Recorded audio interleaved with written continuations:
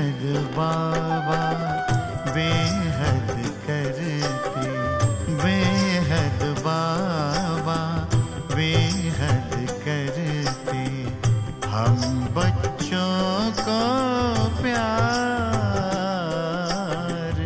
बेहद बाबा बेहद करते, हम बच्चों को प्यार। हम हैं शुक्रगुजार आपके बाबा, शुक्रगुजार। वीरा को सरसब्ज किया और हर गुल को गुलजार। हम हैं शुक्रगुजार आपके बाबा, शुक्रगुजार। हम हैं शुक्रगुजार आपके बाबा, शुक्रगुजार।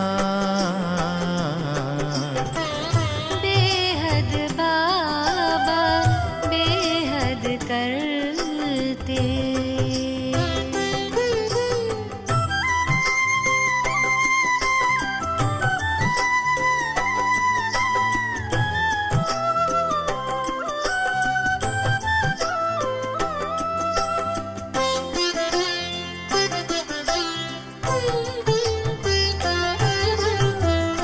जीवन पल पल सफल हुआ, अब हर्ष की सीमा कहाँ रही। जीवन पल पल सफल हुआ, अब हर्ष की सीमा कहाँ रही। रोशनी राहों में बिछी हुई, चांदनी में खुशियाँ नहा रही। रोशनी राहों में बिछी हुई, चांदनी में खुशियाँ नहा रही। आप समान हम बन जाएंगे,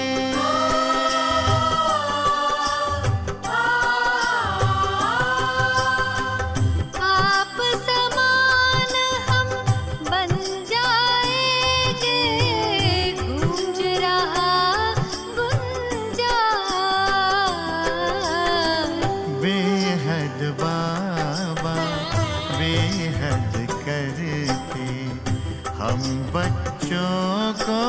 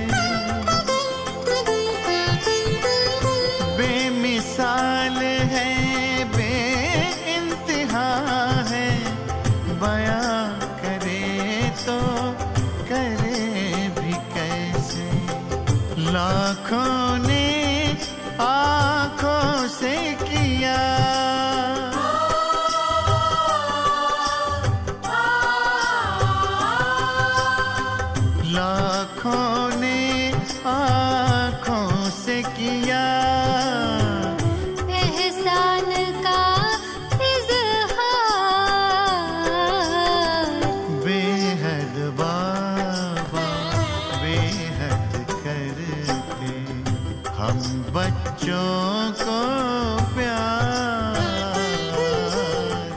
वीरा को सरसब्ज किया और हर गुल को गुलजार। हम हैं शुक्रगुजार आपके बाबा, शुक्रगुजार। हम हैं शुक्रगुजार आपके बाबा, शुक्रगुजार। बेहद बाबा बेहद करते, बेहद बाबा बेहद करते। बेहद बाबा बेहद करते। बेहद बाबा बेहद करते।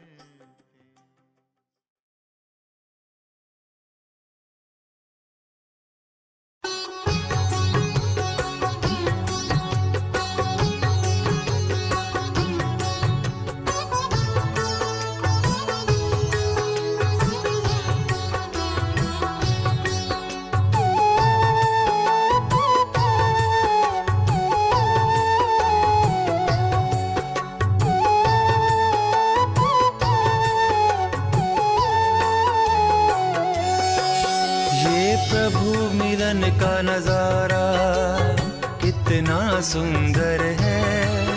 ये प्रभु मिलन का नजारा कितना सुंदर है। प्रभु प्यार का फैला हुआ चारों ओर समंदर है। ये प्रभु मिलन का नजारा, ये प्रभु मिलन का नजारा कितना सुंदर है। प्रभु प्यार का फैला हुआ चारों ओर समंदर है। ये प्रभु मिलन का नजारा, ये प्रभु मिलन का नजारा।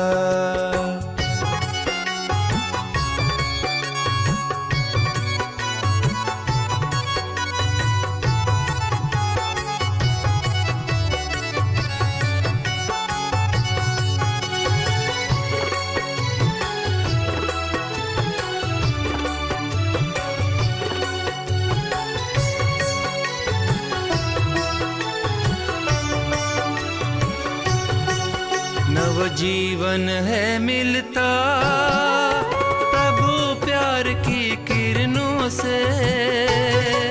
नव जीवन है मिलता प्रभु प्यार की किरणों से। प्यास बुझे मन की, प्यास बुझे मन की प्रभु याद के झरनों से। ये महामिलन का मेला, ये महामिलन का मेला कितना मनोहर है। प्रभु प्यार का फैला हुआ चारों ओर समंदर है। ये प्रभु मिलन का नजारा कितना सुंदर है। प्रभु प्यार का फैला हुआ चारों ओर समंदर है। ये प्रभु मिलन का नजारा।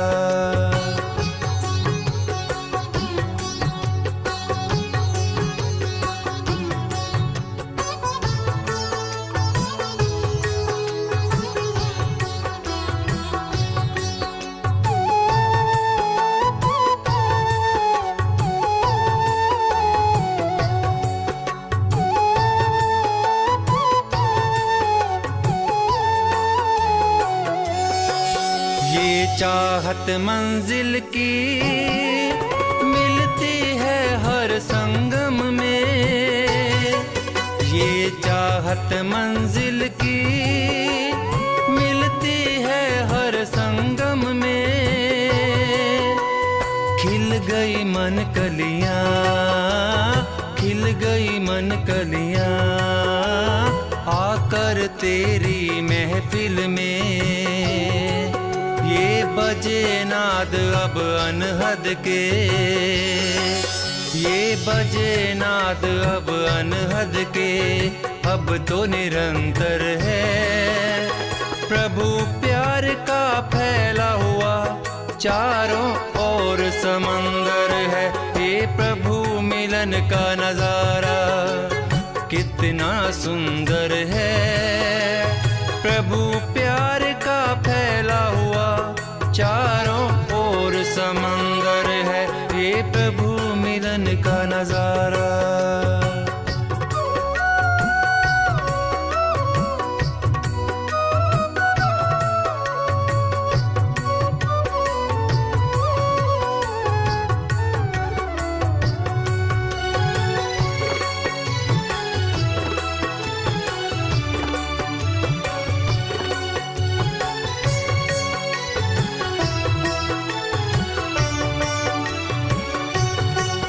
उपहार हर मिलता आकर तेरे द्वार पे,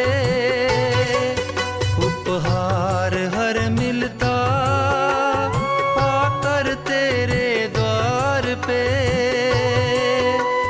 हो गए हम निहाल, हो गए हम निहाल, आके प्रभु संसार में। हम बने फरिश्ते फिर से यहाँ, हम बने फरिश्ते फिर से यहाँ, ये वो सरोवर है। प्रभु प्यार का फैला हुआ चारों ओर समंदर है, ये प्रभु मिलन का नजारा कितना सुंदर है। प्रभु प्यार का फैला हुआ चारों ओर समंदर है, ये प्रभु मिलन का नजारा, ये प्रभु मिलन का नजारा कितना सुंदर है। ये प्रभु मिलन का नजारा कितना सुंदर है। प्रभु प्यार का फैला हुआ चारों ओर समंदर है, ये प्रभु मिलन का नजारा, ये प्रभु मिलन का नजारा कितना सुंदर है।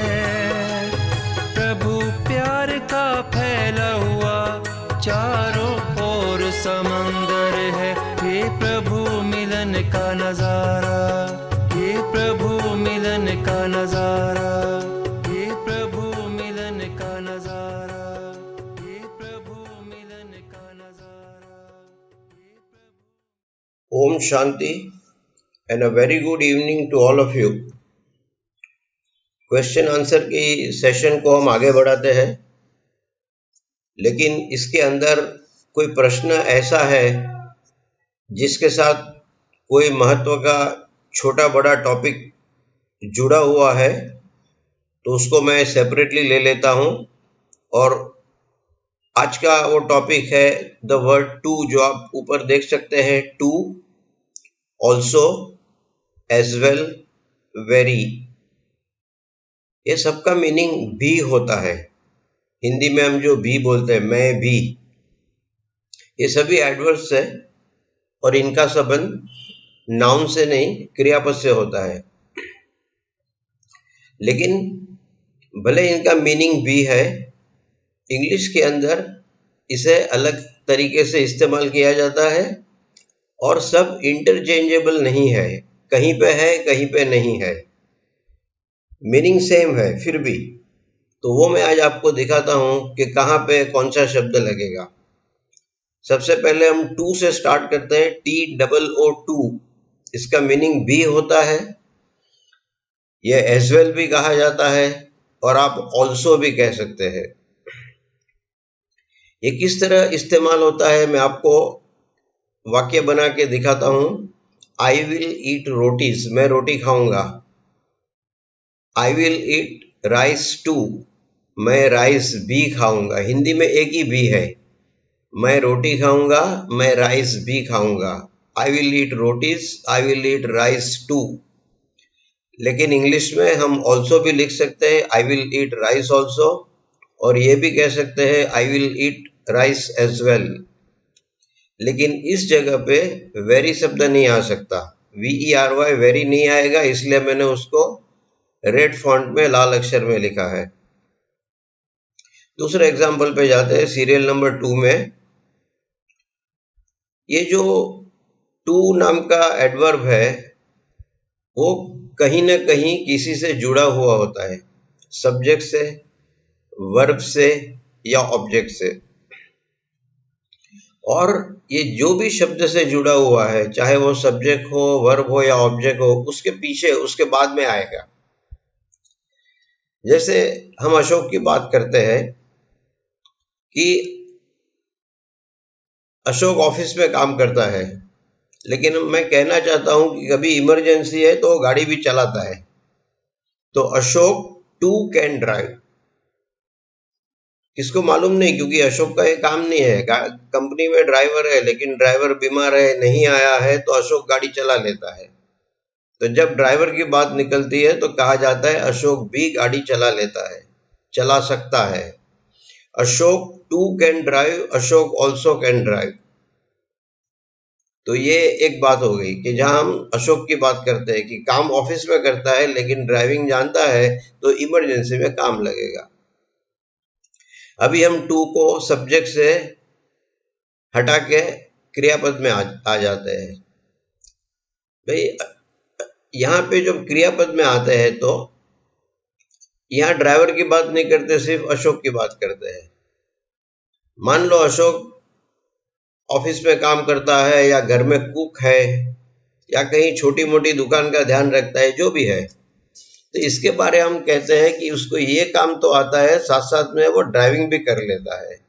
Ashok can drive too, Ashok can drive also, Ashok can drive as well. मतलब अशोक ये भी काम करता है और ड्राइविंग भी जानता है। तो यहाँ पे हम भार क्रियापद पे देते हैं। अभी मान लो अशोक कुक है, घर में खाना पकाने आता है और हर रोज लोग अपने जो स्टैंडर्ड खाना है, दाल चावल रोटी सब्जी खाते हैं। हम गुजराती खाना खाते हैं, आप लोग आपकी तरह का खाना खाते होंगे। लेकिन जब हम कहना चाहते हैं कि अशोक ये खाना तो बना ही सकता है, लेकिन इसको मैक्सिकन फूड भी बनाना आता है, तो यहाँ पे हम कर्म पे आते हैं, ऑब्जेक्ट पे आते हैं। Ashok can cook Mexican food also, Ashok can cook Mexican food too, Ashok can cook Mexican food as well. वो खाना तो सभी प्रकार का बनाता है, हम जो हर रोज खाते हैं, लेकिन उसको मैक्सिकन फूड भी आता है, कभी आपको खाना है तो खिला सकता है वो। तो यहाँ पे हम कर्म पे आते हैं। यहाँ पर भी वेरी शब्द नहीं आ सकता, इसलिए रेड फॉन्ट पे लिखा है। अभी सीरियल नंबर 3 में टू का तीसरा उपयोग मैं आपको दिखाता हूं। यहाँ पे टू को ज्यादातर नेगेटिव यानी नकारात्मक तरीके से इस्तेमाल में लिया जाता है। नकारात्मक मतलब ये नहीं कि हम जो क्रिया की या जो वस्तु की बात करते हैं वो गलत है, ऐसी बात नहीं है। लेकिन इसमें एक नेगेटिव एस्पेक्ट होता है, जो आप वाक्य पढ़ेंगे तो समझ जाएंगे क्या बात है ये। समझो मुझे चाय दी गई, बोला आप चाय पियो, चाय दी गई। अब मैंने चाय टेबल पे रखी है, मैं पीता नहीं हूं, तो मेरे जो होस्ट है, यजमान है, पूछते हैं आप चाय पियो, क्यों चाय नहीं पीते हैं? तो मैं कहता हूँ ये tea is too hot to drink, ये इतनी गर्म है अभी नहीं पी सकता, 2-5 मिनट के बाद पीऊंगा मैं। टी इज टू हॉट, यहाँ पे वेरी आ सकता है, टी इज वेरी हॉट। और इस अपने आप में क्रियापद है, टी इज टू हॉट, तो इस क्रियापद है। तो रूल क्या है, एक क्रियापद है तो दूसरा क्रियापद नहीं आ सकता। इसलिए जो दूसरी क्रिया है, पीने की क्रिया, उसको हम इन्फिनेटिव में डाल देते हैं ताकि वो क्रियापद नहीं गिना जाए। अब क्रिया भी दर्शाते हैं इन्फिनेटिव में डाल के, और उसको क्रियापद भी नहीं बनाते हैं। ये इन्फिनेटिव फॉर्म का मजा है ये। तो tea is too hot to drink. जब हम दोस्तों से बात करते हैं, स्पोकन इंग्लिश की बात करते हैं, तो ये टू ड्रिंक बोला नहीं जाता है, क्योंकि ये साफ है चाय पीने के लिए दी गई है, हमको हाथ धोने के लिए नहीं दी गई। तो हमारी जो डेली बातचीत होती है इसमें टू ड्रिंक नहीं बोला जाता, इसलिए मैंने अंडरलाइन किया है।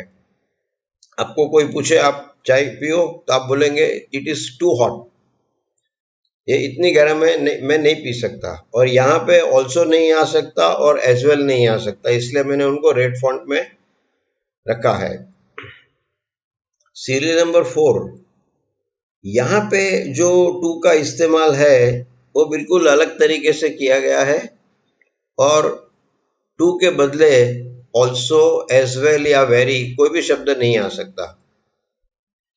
यहाँ टू का मतलब होता है बहुत ही ज्यादा, तो टू मच शुगर, बहुत ही ज्यादा sugar is not good for health. तो यहाँ पे सिर्फ इस प्रकार के वाक्य में सिर्फ टू आता है और कोई दूसरा शब्द आ नहीं सकता।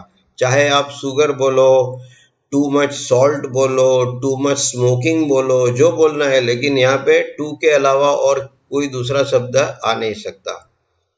तो ये मैंने टेलीग्राम की क्वेरी आंसर कर दी है कि टू का इस्तेमाल कैसे किया जाता है, और कुछ कुछ जगह पे आपको टू का इस्तेमाल नहीं करना है तो आप किस तरह से ऑल्सो या एज वेल भी इस्तेमाल कर सकते हैं, वेरी भी इस्तेमाल कर सकते हैं।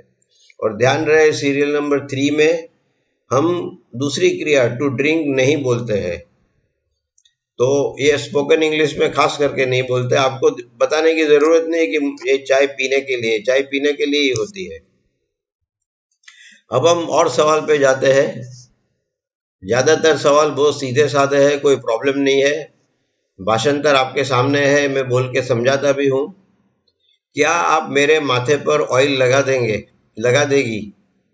Will you please oil my hair? ये इसका शाब्दिक भाषांतर है, इंडियन भाषांतर है, तीसरी लैंग्वेज। लेकिन हम जब कुछ भी लगाना है शरीर पे या कहीं पे भी, तो हम अप्लाई शब्द का, अप्लाई क्रियापद का उपयोग करते हैं। तो बेहतर वाक्य ये रहेगा, will you please apply oil to my hair. दूसरा वाक्य था, दूसरी क्वेरी थी, मीना ने ही यह कहानी लिखी है। मैंने 2 शब्द रेड फॉन्ट में लाल अक्षर में लिखे हैं। ही जो दिखाता है कि ये कहानी मीना ने ही लिखी और किसी ने नहीं लिखी, और है से पता चलता है कि हम वर्तमान काल में है, प्रेजेंट टेंस में है। इस तरह से आपको टेंस पकड़ना है। अगर लिखी थी होता तो बात पास्ट टेंस की हो जाती थी, लेकिन यह है, इसलिए यह वर्तमान काल प्रेजेंट टेंस की बात है। कहानी ऑलरेडी लिख डाली है मीना ने, तभी तो हमको पता चला कि मीना ने कहानी लिखी है। मतलब अभी लिख नहीं रही है, लिखने का काम पूरा हो गया है। तो 2 चीज मिला लो, कहानी लिख ली है और है, इसलिए आस्पेक्ट परफेक्ट हो जाएगा और टेंस प्रेजेंट टेंस रहेगा। Meena only has written this story, ये ओनली मीना के बाद आएगा क्योंकि ये मीना के साथ जुड़ा हुआ है। फिर इसी के अंदर दूसरा वाक्य था, मीना ने यह कहानी नहीं लिखी है। अब देखो दूसरे वाक्य में वो मीना के बाद वाला ही नहीं है, तो वो निकल जाएगा। Meena has not written this story, एक सिंपल नेगेटिव स्टेटमेंट हो जाएगा, Meena has not written this story. तीसरा वाक्य मजे का है, अपने आप में एक सब्जेक्ट है। हम हिंदी में इस प्रकार के क्रियापद का कई बार इस्तेमाल करते हैं, उससे लिखवाया गया है।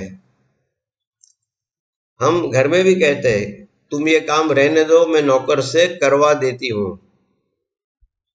तो ये बहुत ही कॉमन वाक्य प्रयोग है, हर लैंग्वेज में, इंग्लिश में भी है, हिंदी में भी है।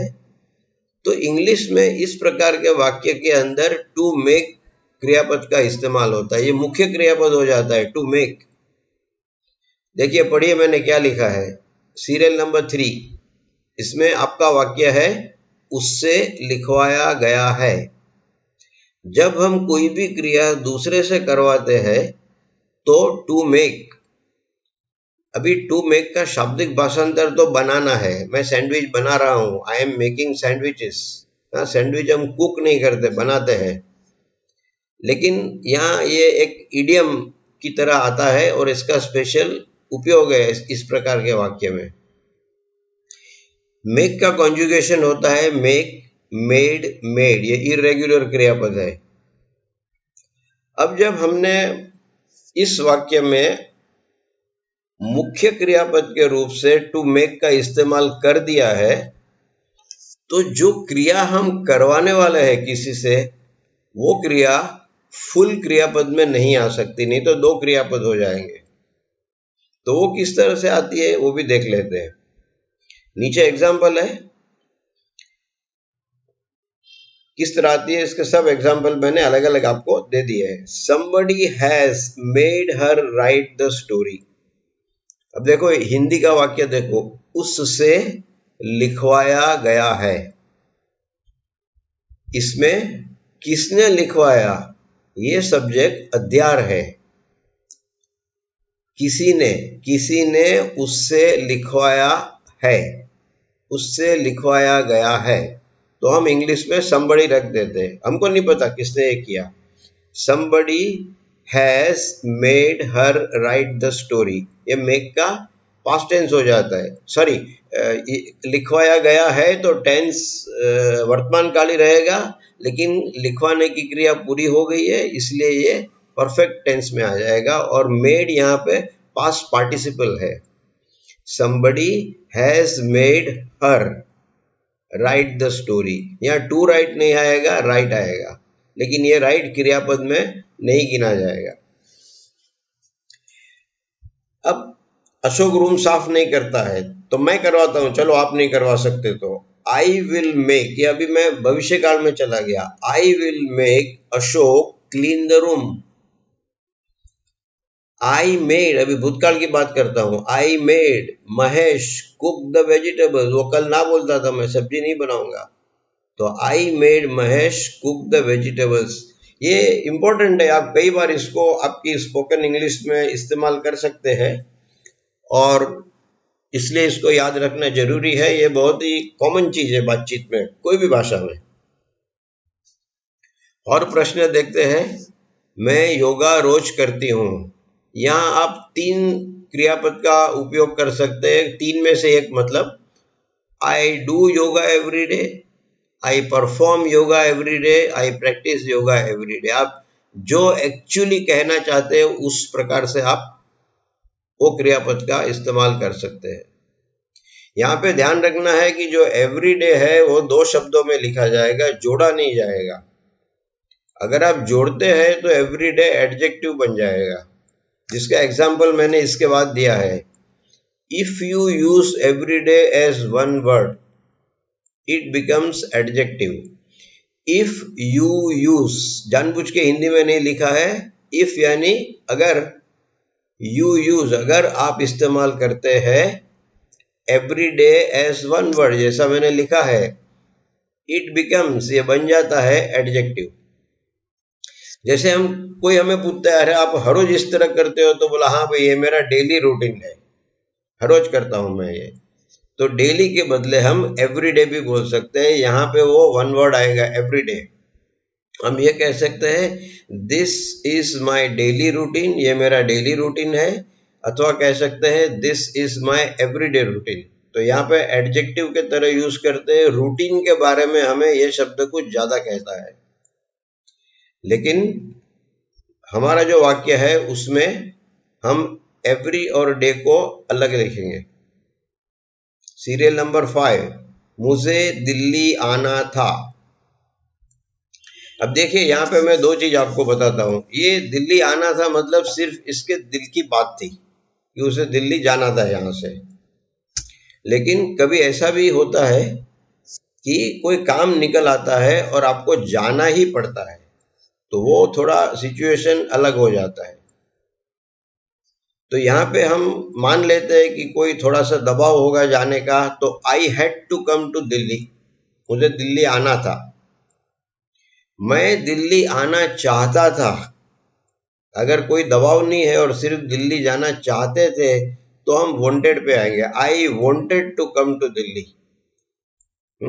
आई वांटेड में सिर्फ इच्छा है कि मैं दिल्ली जाना चाहता था। I had to come to Delhi means Delhi में कोई काम था, जरूरी काम था और मुझे आना ही था। बट लेकिन I have to postpone it, मुझे इसको पोस्टपोन करना पड़ता है। मतलब पोस्टपोन करना मतलब जो काम हम कल करने वाले हैं अब 8-10 दिन के बाद करेंगे, इसको पोस्टपोन कहते हैं। I have to postpone it for some reason. प्रश्न में भी कारण नहीं दिखाया गया है, किसी कारण से मैं बाद में आऊंगा। बाद में मतलब पोस्टपोन।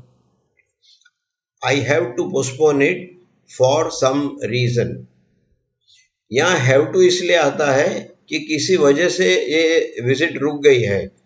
वजह क्या है हमें नहीं मालूम, लेकिन वजह से रुक गई है तो ये हमारा निर्णय नहीं है, इसलिए आई पोस्टपोन नहीं आएगा कि मैं पोस्टपोन करता हूँ, मुझे करनी पड़ती है। I have to postpone.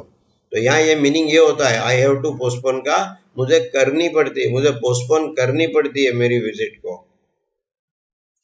Serial number 6, तुम्हें डिप्रेशन है। अभी देखो इसमें हैव नहीं आएगा। तुम्हारे पास कार है, यू हैव अ कार।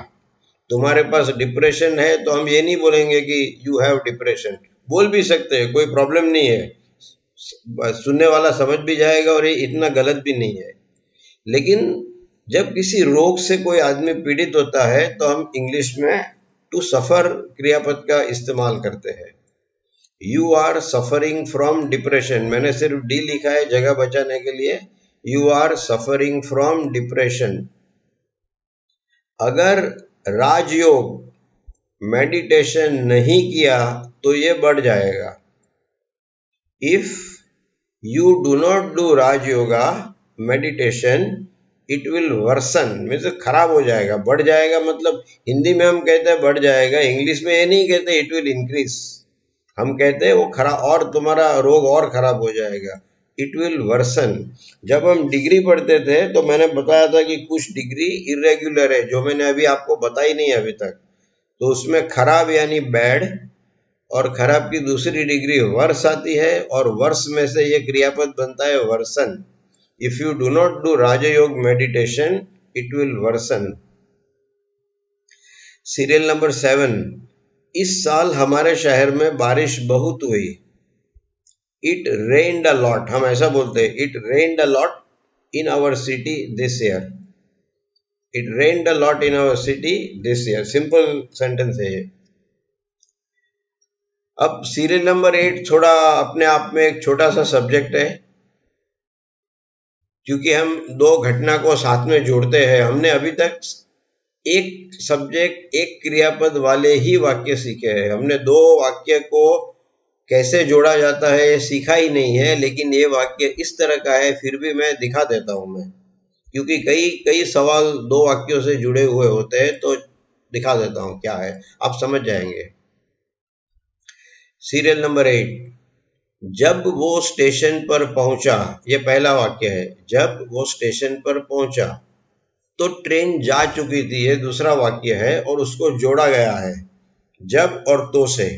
वो स्टेशन पर पहुंचा, ट्रेन जा चुकी थी, उसको जोड़ के एक वाक्य बनाया है।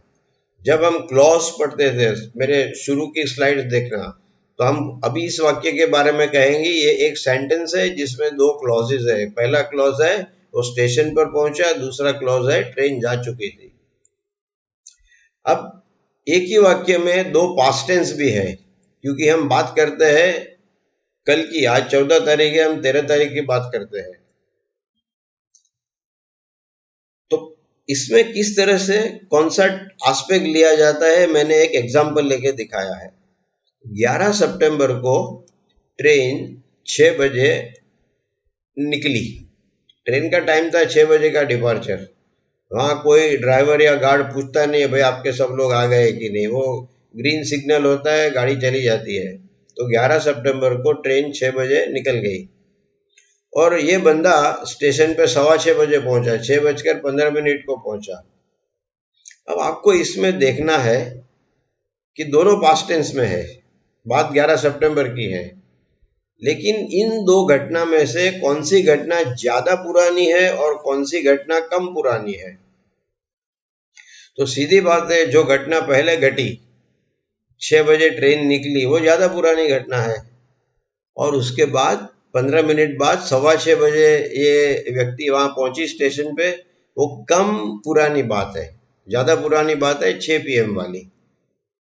तो इंग्लिश का नियम है कि जब दो पास्ट टेंस है तो जो सबसे पुरानी घटना है 6 बजे वाली, उसके लिए पास्ट परफेक्ट टेंस आएगा, और जो घटना कम पुरानी है, इस आदमी का स्टेशन पे पहुंचना 6:15 बजे, वो सिंपल पास्ट टेंस में आएगा। इस वाक्य को आप आगे पीछे करके दो तरह से लिख सकते हैं।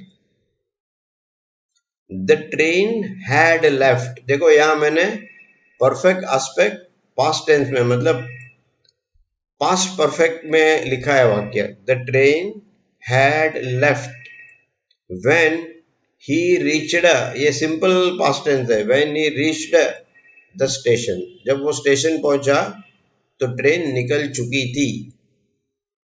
अब इस वाक्य को आप उल्टा भी कर सकते हो, when he reached the station, आप पीछे वाला वाक्य आगे भी ला सकते हो। तो when he reached the station the train had left. दो वाक्य में क्या फर्क है ये भी मैं आपको बताता हूं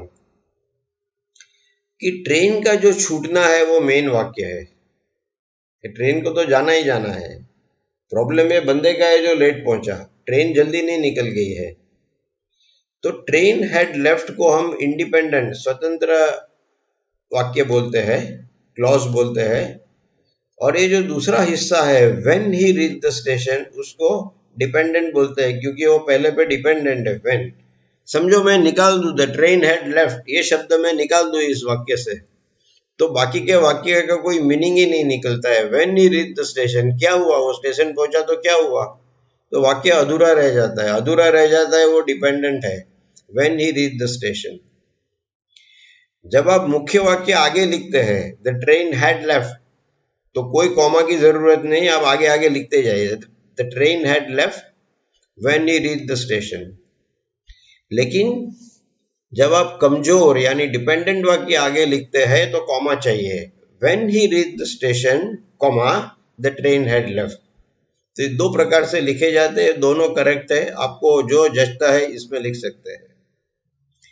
सीरियल नंबर 9, ज्यादा मत बोला करो। Do not talk too much, जो आगे मैंने टू सिखाया वही टू है। Do not talk too much, लेकिन यहाँ पे वेरी, ऑल्सो ये सब नहीं आएगा। एक स्पेशल प्रकार का वाक्य है, do not talk too much.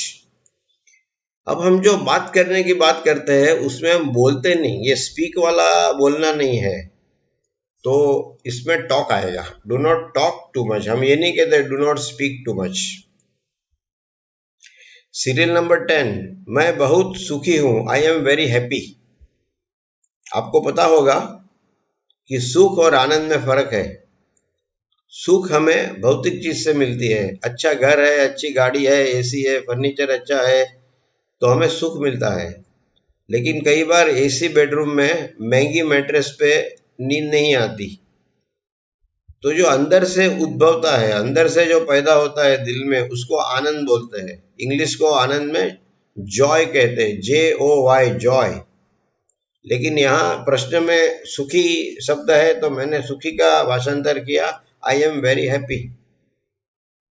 हम हैप्पी भी कब होते हैं, जब अच्छा ड्रेस मिलता है, अच्छी घड़ी मिलती है, तो आई एम वेरी हैप्पी, मेरा सब कुछ अच्छा हो रहा है। अब देखो, इस प्रकार का हिंदी का शाब्दिक भाषांतर नहीं होता, तो मैंने मुक्त भाषांतर किया है। Everything is going well for me, मेरा सब कुछ अच्छा हो रहा है। ये काफी अच्छा वाक्य है, ये मुक्त भाषांतर, everything is going well for me. Serial number 11, मेरा बाबा मेरे साथ है या मेरे बाबा मेरे साथ है। तो यहाँ पे हम इंग्लिश में भी ऐसा कहते हैं, बाबा इज विथ मी। इसका मतलब ये नहीं वो भौतिक स्वरूप से हमारे साथ है, लेकिन उनके आशीर्वाद और उनकी हाजिरी भले भौतिक स्वरूप में नहीं हो, वो हमेशा हमारे साथ है। तो बाबा इज विथ मी। मेरी पसंद क्रिकेट खेलना है।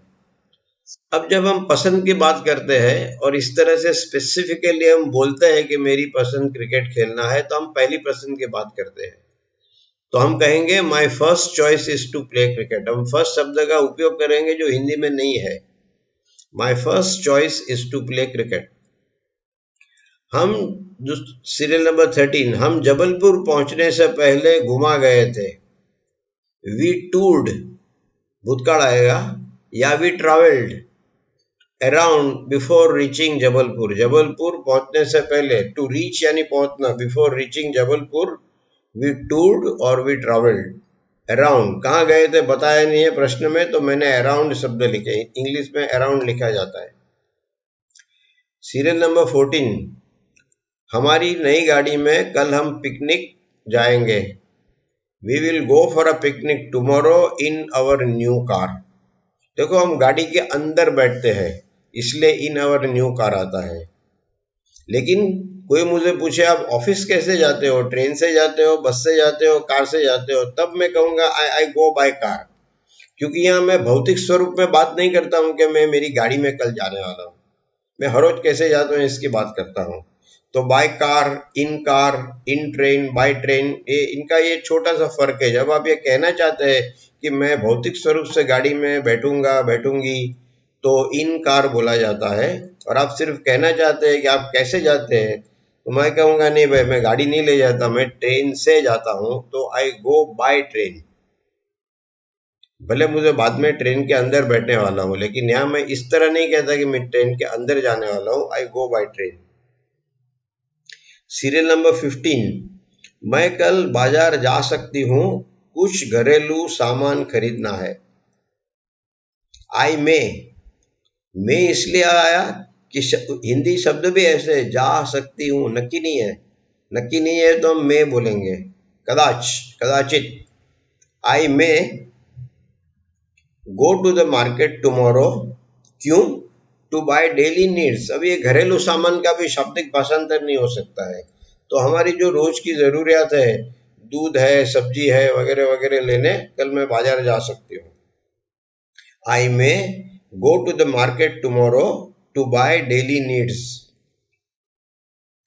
आपको खुश देख मुझे बहुत प्रसन्नता हुई। Serial number 16, I am very pleased to see you happy.